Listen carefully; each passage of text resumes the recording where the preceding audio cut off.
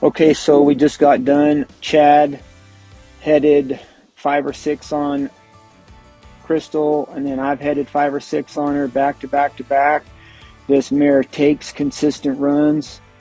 I think she would do great with someone that needed one really good horse and had something that they wanted to put a lot of runs on, ready to, that needs something that they are ready to start hauling. Crystal's been hauled to from the number 8 rope and up to higher number slides by myself, all the way down to a number 4. I've had her for 2 years. We hauled her a little bit last year and then started riding her a lot more this year, but I really feel like if you need a good horse that is ready to go and ready to start hauling and winning on, that this horse would be great for you. I don't think she needs to go to a really beginning rider or an older guy.